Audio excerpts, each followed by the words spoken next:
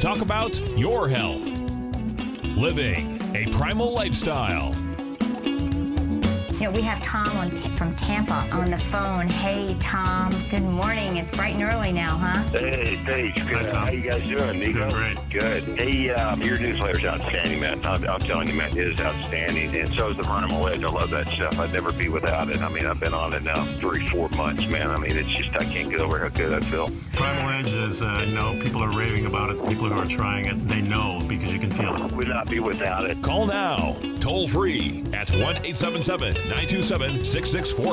Internationally at 727-445-1044. Now your hosts, Nico DeHaan and Paige Clark. Good morning, I'm Nico DeHaan. Welcome to Living a Primal Lifestyle, where we explore a return to a more balanced, natural, wild world. To recover our natural health, our rights, and our freedoms, and I'm Paige Clark. Yes, it is a beautiful day in downtown Clearwater, 77 degrees, mostly cloudy, and we got a storm coming in a couple of days, maybe Thursday, and maybe Wednesday. We really don't know if it's going to be north or I'm looking south. forward to the shift in the fall weather. Feel a little maybe touch of bring it, sort of early morning, early night. Hope it's beautiful where you are. And if you guys have any questions, you can email me at paige@tfnn.com. And Nico at TFNN.com, and we're taking your phone calls at 877-927-6648. Hey, today we're going to do kind of a taking note of nature show. A couple Sounds things. good. We've been sharing stuff going back and forth and noticing, and Nico and I have always shared with you that we need to pay attention to what's going on in our environment, because a lot of what's going on in our environment is also happening to us. Yeah, I like the way you put that, too. And, of course, a couple of weeks ago, I think we were talking about the slime and the green goo that was coming out of Lake Okeechobee. When Right, they over there let on the the East water Coast. down. Yeah, and that was a big problem. And I still feel a little congested, through the days. And I notice a lot of people have that little in their. I see it as well, Nico. That's for So sure. I found this one that was called the grimy black biofilm is starting to cover the Jefferson Memorial, and it can't be killed. It's black, it's creepy, and it's crawling over the Jefferson Memorial. Yeah, I don't know if you can get a picture up or not, I think it's really, a biofilm is basically a coating that microbes use to protect themselves from something that might kill it, say like an antibiotic. That's why we see also so much antibiotic resistance, whether it be natural antibiotics or pharmaceutical. And these biofilms are like a casing, if you will. That's very hard, and it helps protect a microbe from your immune system. So although we may not want to believe that the Jefferson Memorial has an immune system, it's actually being protected. The microbes they're having a real trouble with this. So. Yeah. It says here it's biofilm. It's part algae, part bacteria, part fungi. The biofilm won't eat your flesh like the gooey blob from the 1958 horror. Oh, I like that. That was one of my favorite movies. I mean, I spent a lot of hours looking under my bed after that movie. Oh, you did? When I was a kid, yeah. Wow. Yeah. That was Steve McQueen's first movie. Was it really? Yeah, I never saw it, actually. Oh, it was great classic. It's a hokey, but, Okay, so let's get back to that. It says it can't be killed. Yeah, it's not clear yet if it's actually munching on the stone, if this combination of microbiota are actually creating damage to the stone. So they've taken a variety of samples, and they're being tested to see which one will work best. Kind of like when you're looking for an antibiotic that would work best. Yeah, this is really close to that for sure. It's especially pronounced on the memorial's dome, around its base, and on its triangular pediment. Yeah, it's kind of given this, elegant white national monument a dingy look, and people have noticed. And it's particularly pronounced on the memorial's dome and around its base and on the triangular impediments. Yeah, the film is also at the Memorial Amphitheater at the Arlington National Cemetery, also on the Washington Monument, the Lincoln Memorial, the Park Service says. It says concerned citizens have offered to try to clean it off, and they keep trying to find a cleaning solution that will work best. But again, what they're finding is, as we see in nature, it also happens in our bodies. Many of these microbiota, whether they be fungus or virus or bacteria, are becoming increasingly immune to things that would help break them up. Yeah, then there was another article that I found was parasites kill thousands of Yellowstone River fish. And this is not just happening in Yellowstone, it's also happening in other parts of the country with the golf courses. Yeah, we mentioned that Yeah. we're seeing a lot of fish and so forth that are being damaged by this, but maybe you can give some highlights of that article. Well, it says tens of thousands of fish are believed to have been killed recently by... Transmission. Comlink established. It's Tom trying to get into my place. he thought it was Wednesday. I know. I think well, that's okay. Let's see. Tens of thousands of people have been fish have been killed by the parasite in the Yellowstone River. They had to close 193 miles of this river, Wow. folks. Yeah, the closure will remain possibly for months until the fish deaths. Well, of course, they have to get rid of the fish too, because that's probably toxic. The kill is unprecedented in its magnitude.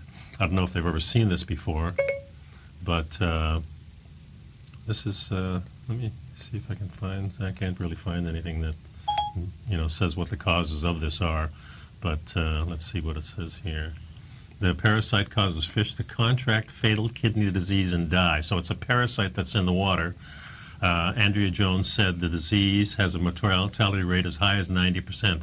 Other places that have similar outbreaks include Washington State, Oregon, Idaho, Canada, and Europe. Boy, that's a lot of places. Reports of the Yellowstone River fish kill began pouring in more than a week ago. Wildlife officials confirmed more than 4,000 fish deaths, but they say this toll is rising.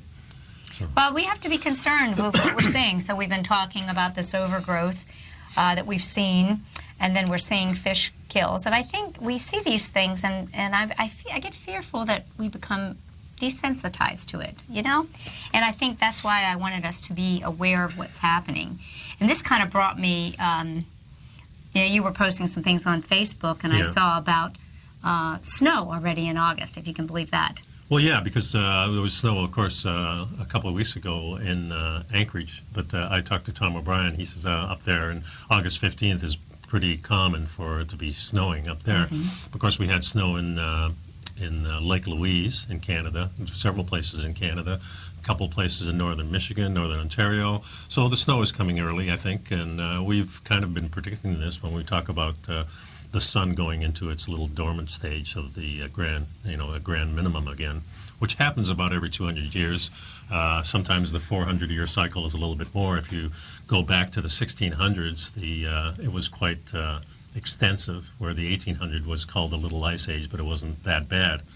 But now you go back to like what the Dark Ages were, when the Roman Empire fell.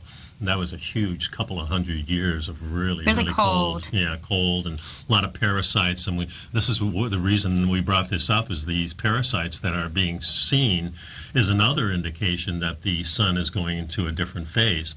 More carbon dioxide in the air can cause a lot of these things. But so I guess what I want to, for people who may not be up to date on this, what we've been sharing on the show is that, contrary to what we're hearing, we're not really experiencing a global warming. Is this the right way to say it? Well, there's two camps. Of course, we have the people who are in the global warming saying this is the hottest year ever. And then I listen to a couple of guys with the Electric Universe. I listen to Suspicious Observers. Adapt 2030 is another one I listen to on YouTube. And he puts out a report almost daily now about the colder weather that's coming. And of course, you shared with me an article a while ago about the tree rings that were showing. Yeah, well, let's go into that a little bit. This gives us an idea that these weather patterns are cycles. And we'll highlight the fall outlook. It's chilly in the north, mild in the southwest, and more. So we have to take a short break, and we'll be right back, taking a look at nature.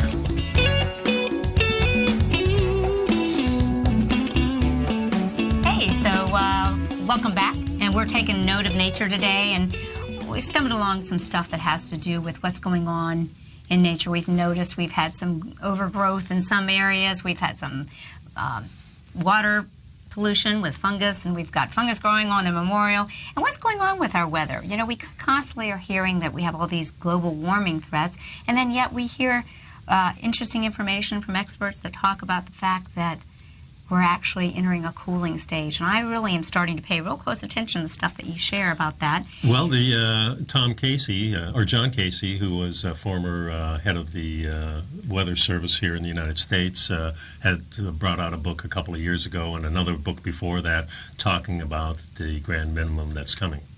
And you don't hear too much of it in the mainstream. Mostly we're hearing that this is the hottest year ever. And if you go around the globe, you can find really cold spots.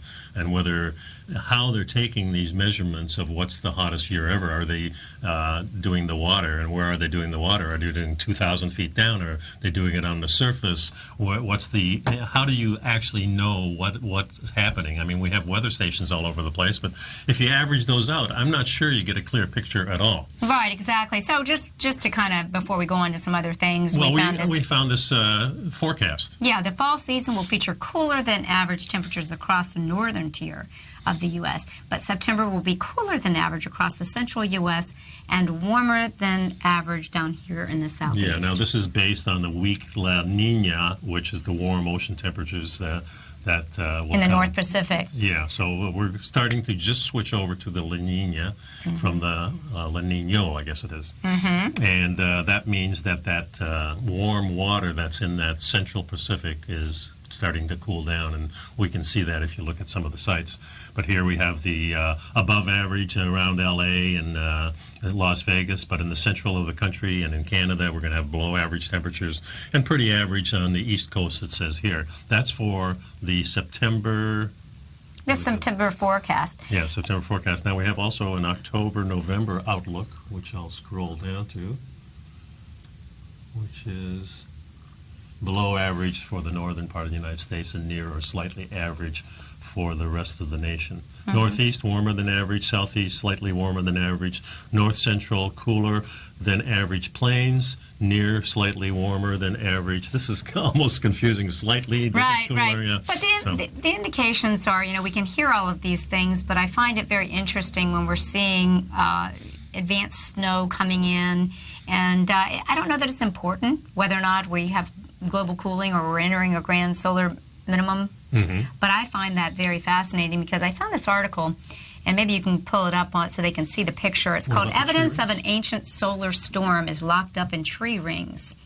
And nature is incredible, and that's kind of what we wanted you to get from this show a little bit, that we've really got to pay attention to nature. We've got to reconnect with nature. Nature is trying to give us warnings. Nature is trying to give us information. It's so above, so below. And what's happening in nature is happening with us, too. And researchers have shown that tree rings contain evidence of past solar storms and could be used to more accurately date important events through history, such as the timeline of the Mayan culture and ancient Egypt. Just like a fingerprint, the distinctive signature of a solar storm could act as a timestamp in timber, in papyrus and baskets and any other living plants or organic material from the past. Yeah, it says the idea is that if scientists can spot the radiation signature from a solar storm in a particular ancient object, such as a papyrus scroll, they'll be able to accurately match it with an event occurring in the tree rings. Of course, we also kind of gives you the precise date that the event happened. Well, also, we look at rocks and things like that, but we look at the ice cores, and we have an extensive ice cores both from the North and South Poles. Antarctica and the Arctic, and when you match all these three things, then you start getting a more accurate picture, I think. Yeah, so solar storms are a natural part of the sun's cycle, and they occur when huge amounts of radiation blast out of the sun in a stream that can reach the Earth's atmosphere. So help me to understand, when we talk about a solar storm coming with huge amounts of coming, a grand minimum would indicate we're not having that. Well, what happens is when the sun goes into its dormant stage, it usually supplies us with a lot of energy that sort of energizes our atmosphere. So just think of a slight layer around our planet, and that's our protection from CMEs, which are coronal mass ejections from the sun. That's different than the electricity that normally comes from it, or plasma that comes from outer space. In other words, from another sun that's dying or exploding, those types of things. And these are devastating to us. So when we say we're entering a solar minimum, we're saying that the atmosphere is no longer being charged by the sun. So we don't have many sunspots. We don't have that energy coming from the sun that vitalizes that shield of ours. So now we're going to have less solar storms. We have less solar storms and less sunspots on the sun. Right. And this is what those stereo A and B and the 3 satellites we always look at. We're looking at one directly from the Earth. We're looking at 2 in the orbits behind the sun, so we can see what's coming around. It's very convenient. And the A one is the one that just came back on. It just came back on. They're still not getting pictures, but they know it's on. They think within a few months we may get some pictures. Okay, so let's go on. Solar storms are a natural part of the sun's cycle, and when huge amounts of radiation blast out of the sun, it reaches the Earth's atmosphere. And when this happens, all of the intense radiation causes plants to store a whole lot more of the radioactive isotope carbon-14 in their cells, which is 20 times more carbon than normal, to be precise. And that's why you can see it in the rings. So right now, researchers figured out the age of an object using carbon dating, which works by comparing the ratio between the carbon-14 and the regular carbon-12. Isn't that interesting? That's how they do the dating. Yeah, because you can't rely on just one thing because it's kind of ambiguous. But when you get everything in a line and you look at rocks and you look at trees and you're looking at the sun, you can start putting these things together. So comparing... And, of course, we have a long history of people like the churches and people documenting these types of activities. Yeah, so what we know is that between this carbon-12 and carbon-14 dating, you can actually get within an estimate of 50 to 100 years. And so this University of Oxford team has identified a second event called a Mayaki event, which dated back to 994 AD. This kind of ties in with this Japanese researcher called Fusha Miyake, who first figured out the link between ancient solar storms and unusually high levels of carbon-14. He figured this out back in 2012, and he linked this spike in that radioisotope of carbon to a solar storm back in 775 AD. That was kind of the Anglo-Saxon records indicate that there was an eerie red crucifix in the sky in 774 AD. A lot more types of things in the sky. Remember, I pulled up those couple of pictures that we normally don't see. Right. So we're going to start seeing like lightning a little bit coming more. From the Earth up to the going into Yeah. space. Yeah, those sprites they call them.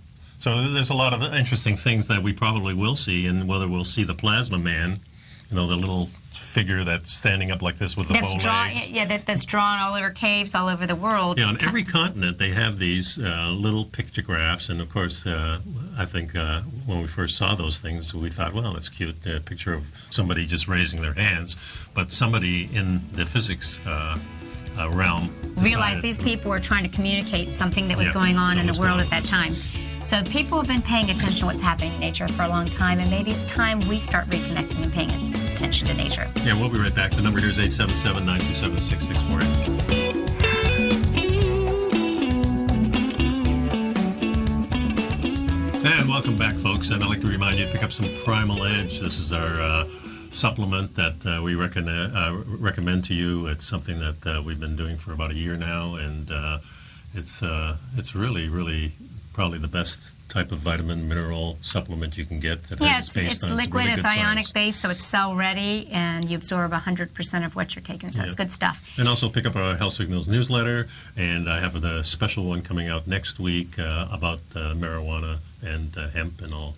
That's going to be good stuff. Yeah. So to clarify a little bit of what's happening on the sun, a new study confirms that solar variations affect the abundance of clouds in our atmosphere. A solar amplification mechanism, which is the basis for a theory called cosmoclimatology. There you go. Hey, that's a new idea for a specialization in college. Yeah. Social eruptions are known to shield the Earth's atmosphere from cosmic rays. However, a new study published for the Journal of Geophysical Research, Space Physics, shows that the global cloud cover is simultaneously reduced. Simultaneously reduced, and it supports the idea that the cosmic rays are important for cloud formation. So what are we really saying here? We're trying to share some information that what's going on with our sun is going to affect our Earth. And I liked what this one researcher states to sum it up. Yes, he says the most obvious way for warming to be caused naturally is for small natural fluctuations in the circulation patterns of the atmosphere and ocean, which will result in a decrease of 1 to 2% in our cloud cover.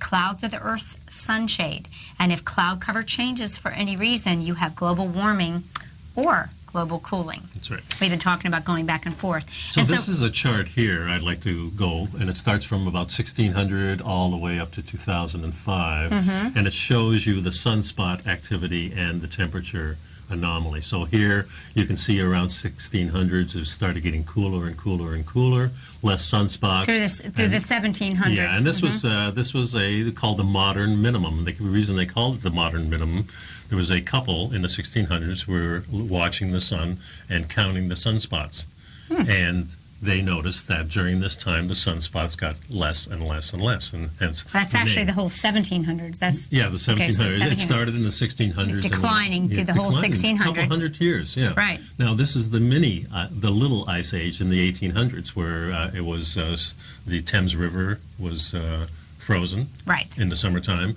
Also in Texas they had snow a couple of years. So and here we have up to 2005. This is kind of when we reached the peak, 1998.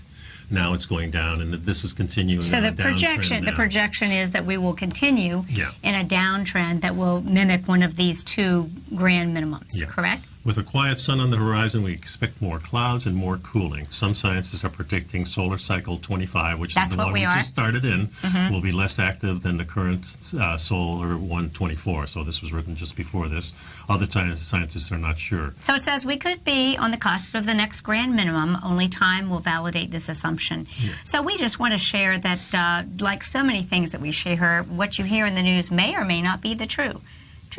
You know, I think everyone is concerned that we're going to all heat up and melt off the planet, and maybe that's not the truth at all. There could be areas where we have warm weather, and in other areas maybe we're going to experience a lot more cold. Well, I'm leaning more towards the cooler.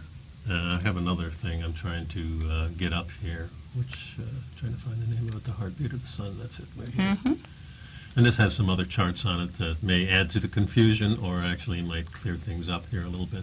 Well, this basically says the solar activity is manifested in sunspots, and the occurrence is on the solar surface, and it's characterized by smooth sunspots, which really indicates a lot about solar activity. Yeah. So this chart actually goes into the future, so you can see the up and down of the sunspots and the temperature.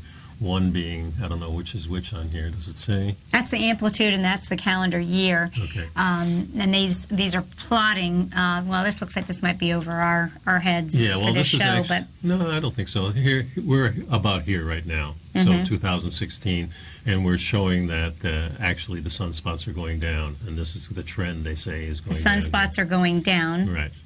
Which means that we're going to have cooler air. Cooler weather. According to John Casey, according to the, I would say, suspicious observers, also according to DAP 2030, and probably the Thunderbolts Project, which is the Electric Universe people. Right, and there you go. So again, when we see these things happening in nature, these overgrowths or undergrowths, or areas where nature is barren and not growing like it should, how much of this is impacted by what we see in the weather? And I think it's really important that we start paying attention. Our ancestors thrived by paying attention to what was going on in nature. I'm not sure they knew what was going on, but they sure put it on the cave walls, and they sure built a lot of temples around, seemingly to point to certain things that went on. They have said that the pyramids are pointing to the year 10,500 BC. They say the temples in the Mayans are pointing to the same date, and that's about when we think that lots of things went wrong in our weather, and the Ice Age came into being. And we also think that maybe a comet hit the northern shield in Canada, which melted the ice. So a lot of things were going on at the same time. And, of course, we lost all those large animals that were in America, and not so much over in Europe. But a lot of things happened. So we're going to be living in part of a grand minimum, which I think is or at least heading into one, right? Yeah, heading into one. For the next 20 or 30 years, it could be that we're going into more cold rather than the opposite. So here's this article. It says, bacteria driven haywire by high CO2. Now, when I see things like that, I feel that's what a lot of global warming proponents are saying, oh, we're making too much CO2. But really, the CO2 levels really don't have they're not specific to global warming. In other words, you could have high CO2. Well, the CO2 has been going up, and our temperature really has kind of stalled because I think right now they have said that 1998 was really the hottest year ever, and we're nowhere close to that, although we do hear in the mainstream that it is the hottest year ever. I don't agree with that. I think it's probably been cooling slowly. But, yeah, there's a lot of things going on. With the high CO2, we get lots of different bacteria than if you have high oxygen. But CO2, remember, is really good for plants. Well, sure. They use CO2 to make the oxygen for us. Yeah, so you can see why we have algae blooms. We have this bacteria on the Washington Monument. We have fish kills all over the place. And this is probably nature's way of balancing things, or maybe it's a way of cleansing things. So yeah, and this article is basically saying it's the bacteria that's solely responsible for the fixation of nearly 50% of the Earth's nitrogen. And that's, this is a very important role for microscopic critters because they use nitrogen fixation to convert it to usable forms for organisms. Most of the life on the Earth wouldn't exist without it. And what I think about this whole thing is all these changes taking place. Is this what's bringing up the Zika? Is this what's bringing up the algae? Is this what's bringing up different sicknesses all over the world? Of course, we're having a lot of rain, lots of floods and things like that. We know that's happening. We have a storm coming our way. And this is more unusual weather, I think, than we've had. So I think it's something to pay attention to. And it's very interesting to me because I'm involved in the electric universe. So that's why I'm talking about it. So anyway, we'll be right back, folks. Time to pick up some Primal Edge and pick up our newsletter. And you can also give us a call at 877-927-6648. We'll be right back.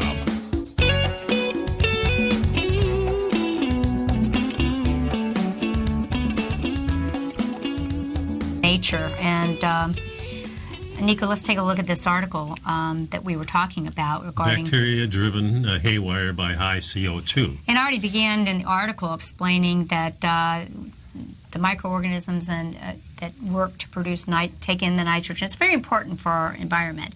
And a lot of global warming people are suggesting that it's the carbon emissions that are driving these microorganisms crazy and not being able to produce what they should be doing, and that's leading to global warming.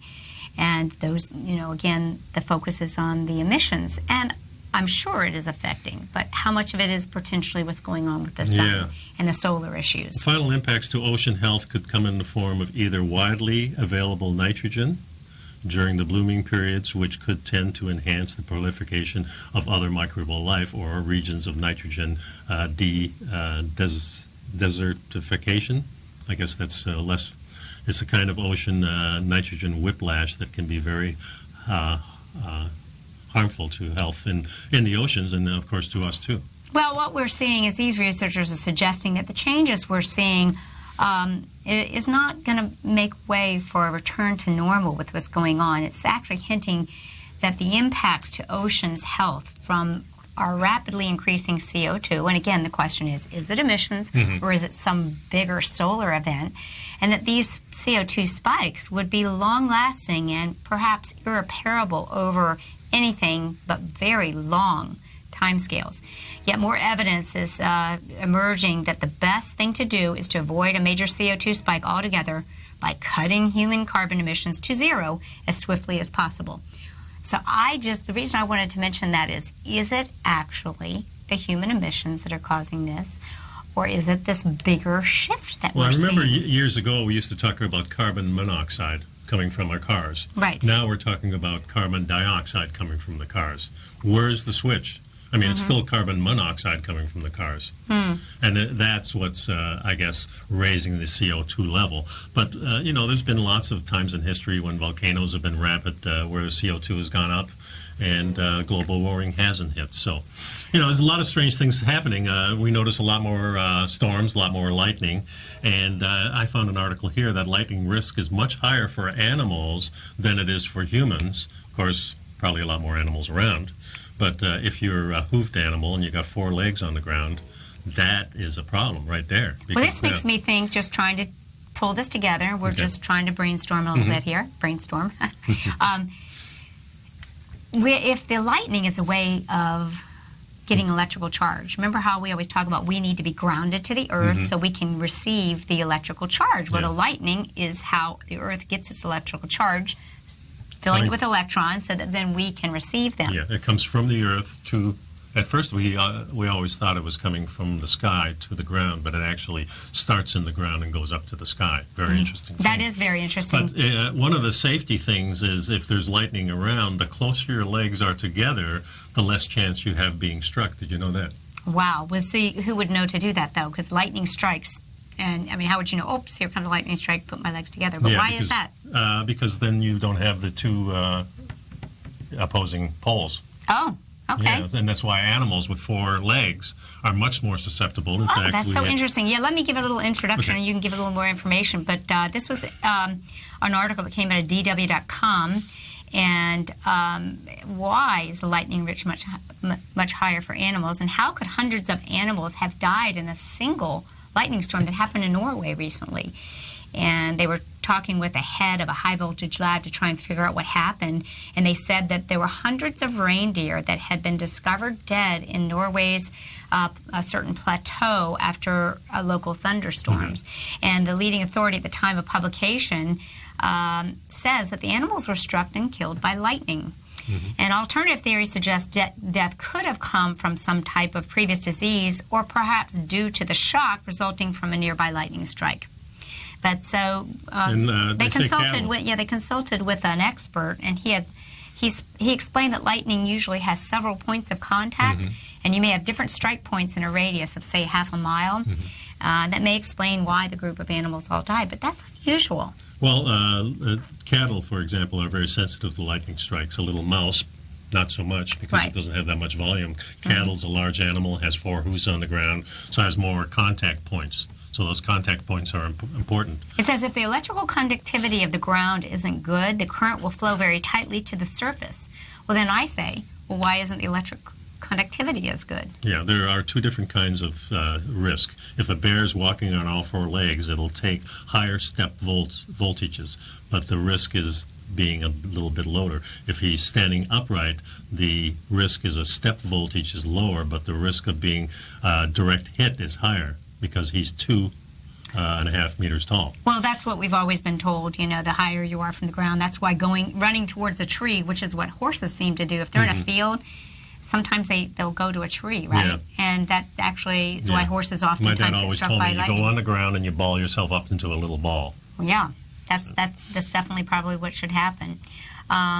So more than 300 reindeer killed by a lightning storm in Norway. Danger lurks in the permafrost. More than 20 people were recently sickened by anthrax. And this is another environmental thing. It was thought a heat wave thawed the permafrost, releasing the bacteria. We know that anthrax is one of the natural deadly things in there. And then there was another mystery of dead antelope in Saugus, wherever that is. Well, I think so. A lot of things happening in the environment, certainly, that probably happened all the time. We don't notice as much, but now with our news services and everything like that, maybe we're learning more and more about this stuff. Well, I wanted to kind of go over those tips, though. You know, how can you protect yourself? So you went through that idea of keeping your both feet close together. Right. Well, probably to get away from the lightning the best you can, and that means you won't take the high voltage between your 2 feet as you suggested, and you should roll and squat into a ball. But it also said the best ground to stand on is humid soil. If you have soil where plants are growing and that has had some rain, for example, then the soil is very humid and the electrical conductivity is very high. We've talked about the fact that perhaps starting your morning outside in bare feet, grounding while the moisture is still on the ground, helps you absorb that healthy electrical charge. But on the other hand, the worst case is rocky ground.